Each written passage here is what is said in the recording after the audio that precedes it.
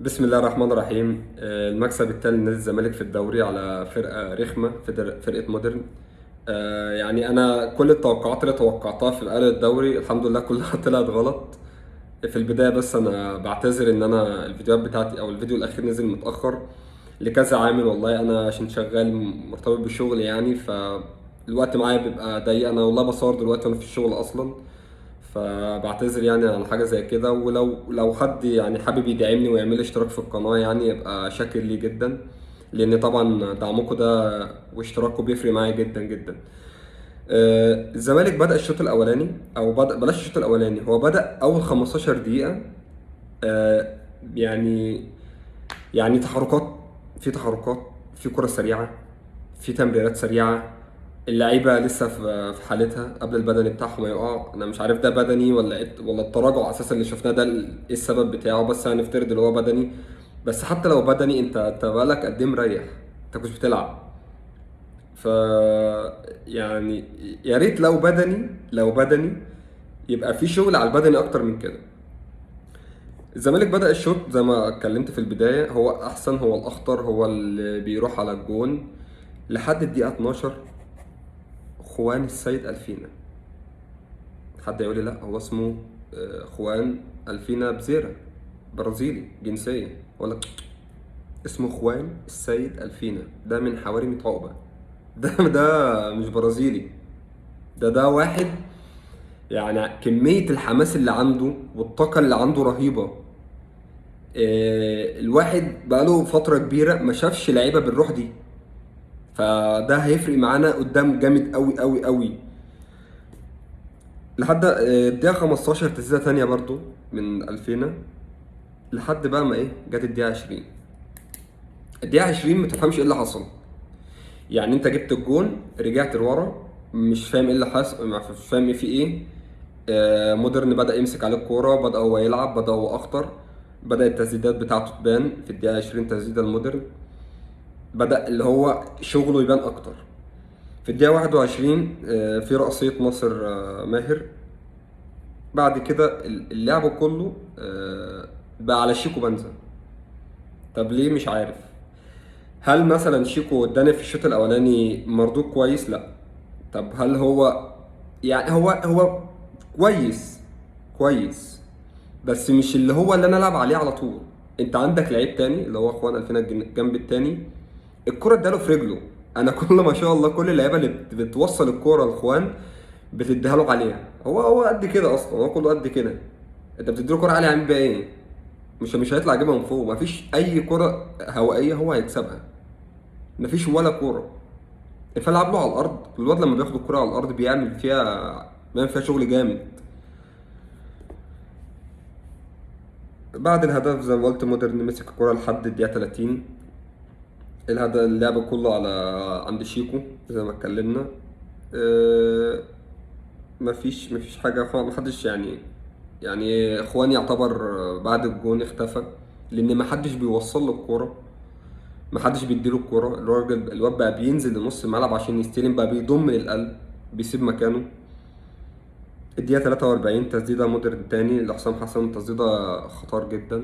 صبحي اتألق. صبحي يعني واحد من، أنا بالنسبة لي صبحي هو نجم المباراة. وبما إن أنا بقول صبحي نجم المباراة يبقى إحنا كنا مضغوطين طول المباراة، أو معظم أو 90% من الماتش إحنا مضغوطين. أنت الأول خلص، ما فيش حاجة انت قدمتها غير اول ربع ساعة بس. بعد كده مودرن هو اللي مسك الكورة. بدأت الشوط الثاني بجول لشيكو من اسيست 2000. بدأت الشوط الثاني، لو دي فكرة فيريرا فدي فكرة جامدة. لما لقى اللعيبة كلها بتباص لشيكو فخلاص انا هودي شيكو الناحية التانية، بصوا له بقى الكورة زي ما انتوا عايزين، هو كده كده جنب الواد 2000 فهيعملوا شغل. وده اللي حصل. لو ده فكره، ما عملش مثلا ان انا الجنب ده مقفول وكده فهلعب الجنب التاني. فلو ده فكره اللي هو اللي شايف اللعيبه كلها بتوصل ل 2000، ما حدش بيدي لشيكو، ما حدش بيدي ل 2000 حاجه، فالراجل ودي شيكو الناحيه التانيه عشان اللعب كله يبقى الجنب التاني، يبقى عندك جبهه جامده جدا. فدي حاجه حلوه. تسديده من شيكو تخدم تخش تحت، من تحت ابو جبل، من اسيست 2000 برضو. يعني الواد لما بيجي له الكوره هو بيعرف بيعمل بيها ايه. الدقيقة 51 هجمة خطر جدا جدا، وصبحي تاني بتألق. اللعيبة وقفت او اللعيبة اتبطئت شوية مش عارف ليه، بس صبحي كان صاحي في الكورة دي.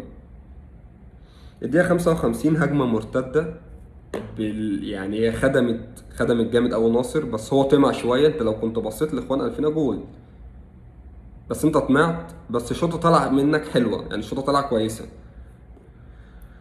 الدقيقة 57 فاول على الونش، كرة عرضية، الهدف الثالث بالأقدام، يعني لعيبة الزمالك بس في مرمانا احنا بقى. هدف جميل بس في مرمانا. الدقيقة 59 تسديدة جامدة جدا جدا، واد استلم على صدره وهوب ودى واحدة. الصبح برضو يتألق. معنى ان كل ده بقول صبحي صبحي صبحي، يبقى كل هجمات الخطر عليك انت، مفيش حاجة على جبل. مودرن اخطر الشوط التاني، يعني بمجمل الشوط التاني مودرن اخطر منك بكتير. مودرن ماسك كوره، مودرن بيلعب، مودرن هو اللي بيهاجم، هو اللي بيرفع، عرضياته كتير جدا، عرضياته خطر قوي. ف... فانت كان المفروض تركز على الحاجات دي، ان او وانت كبره يعني على الدكه او على الخط، فانت تبدا تلاحظ ان اللعيبه دي او مودرن اخطر منك. انت المفروض عبد الله السعيد مش باين معاك الشوط الثاني، ناصر ماهر على فترات عايز اسيب ناصر ماهر في الملعب، وانت سحبت عبد الله ونزلت مثلا ادم كايد. لكن انت التبديلات اللي عملتها في الدقيقه 62 طلعت الدباغ وشحاته وشيكو، ليه مش عارف. مع ان انت كان ممكن ترد شيكو الناحيه التانيه برضو وتلعب ادم كايد في مركزه 10 او في نص الملعب، بس انت سحبته ولعبت برضو ادم كايد جناح. طب ليه مش عارف. طب شحاته احسن من دونجا، طب ليه بتطلعه برضو مش عارف. حد يقول لي مثلا ما هو ما بانش النهارده، لا ما هو عشان بيلعب ستة. انا بلعب ستة، انا دوري كستة مختلف عن دوري كتمانية. الدباغ الدباغ مظلوم من وجهة نظري. الدباغ مظلوم. انا عشان اقيم مهاجم انا بقيمه بكام كرة جات له جوه ال 18 هو عمل فيها ايه. طيب هل مثلا جات للدباغ 3 4 كور جوه ال 18؟ جات له كورتين جوه ال 18؟ مش فاكر، ما شفتش اصلا. فهو مظلوم، مفيش حد بيلعب له كوره، بس تحركاته حلوه. لحد الدقيقه 72 هو برضه مودرن اخطر. انت يعني الشوط كله مودرن اخطر، من اول بعد الجون بتاعك مودرن اخطر عليك بكتير. الدقيقه 76 احمد شريف مكان خوان الفينا. هقول لك ماشي، بس ليه؟ يعني هقول لك ماشي، انت طلعت خوان الفينا لان خلاص هو واخد انذار، مش باين قوي، بس عشان هو مش باين عشان محدش بيديله الكوره، بس انت طلعته ماشي. كان عندي احمد شريف مثلا لو نزل كان يلعب مهاجم تاني كان هيبقى اخطر بكتير. عشان احمد شريف مش جناح. احمد شريف خطورته لما بيجي من ورا او بيجي من تحت كده هو بيسرق المدافعين ويخش. ده زي ما كنا بنشوفه مع فاركو لما كان عمرو ناصر في الملعب، هو كان بيسرق من وراه ويخش. الدقيقة 80 تسديدة من ناصر ماهر. 86 نزل مصدق مكان ناصر ماهر. تبديلة مصدق ممكن اقول ماشي، هو لعب ب 2-6، يعني هو نزل مصدق اللي عشان يلعبوا 6 جنب دونجا فبيأمن ورا شوية. بعد كده فضل الماتش زي ما هو، مودرن اخطر، مودرن اقوى علينا. تراجع غير طبيعي من من اللعيبة، يعني مش عارف ليه. كنت بتفرج مع واحد زميلي هنا في الشغل على الماتش بعد الجون كده، انا لسه بقول له الزمالك رجع ورا، الزمالك مش ما بقاش كويس، ما بقاش حلو.